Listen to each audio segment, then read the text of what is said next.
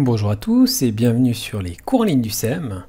Dans cette partie de la formation, nous allons nous intéresser aux différentes interactions qui existent entre Google Classroom et le reste de la suite Eduge. Et on va voir que ces interactions peuvent donner naissance à des synergies intéressantes.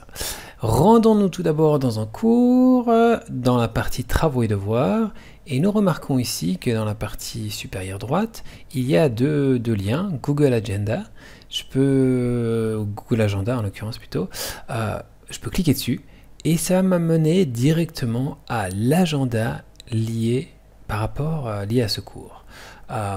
Donc mon agenda, je vois, voilà, on a le mois de mars, et vous voyez que même si vous ne l'avez jamais rempli, il y a automatiquement, il s'est rempli des différents devoirs que vous avez fait, puisque, en tout cas si vous l'avez fait, puisque lorsque vous avez fait mis des dates limites, ces dates limites sont venues apparaître ici, en mars, par exemple, voilà, pour le 15, ou par exemple le 25, je revois mes dates limites.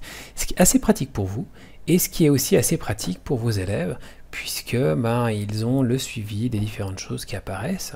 Je peux aussi, si je le souhaite, en cliquant sur un créneau, sur une date, je peux donc ajouter un événement, je peux donc ensuite le lier, si je le souhaite, à une classe, avec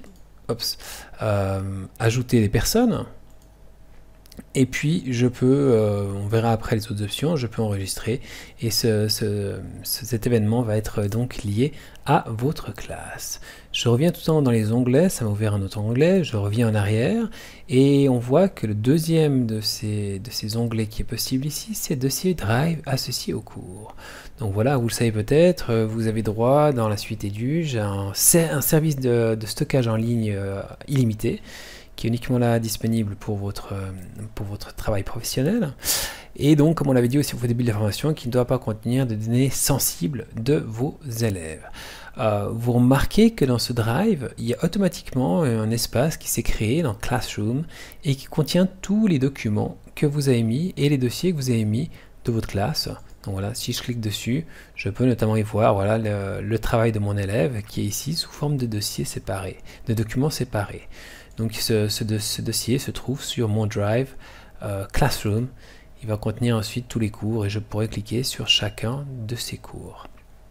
À savoir aussi que si maintenant je décide de rajouter un document en passant par le Drive dans ma classe, ce document ne sera malheureusement pas visible de l'autre côté directement dans Google Classroom. Il faut faire l'inverse, passer d'abord par Classroom pour qu'il se trouve ensuite ici et pas le contraire.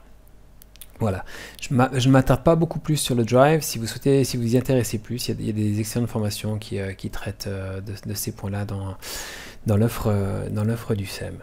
Donc c'est les deux éléments en tout cas que l'on retrouve ici.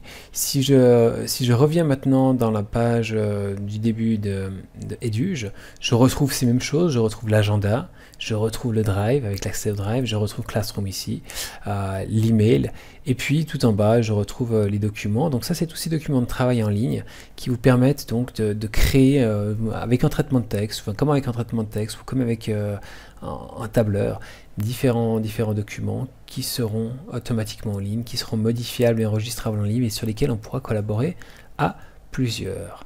Tous ces éléments, toutes ces facettes, on les retrouve aussi en haut à droite dans les applications Google, on en a parlé précédemment. Vous retrouvez tout ça avec les différentes options que l'on a pour interagir avec ces applications.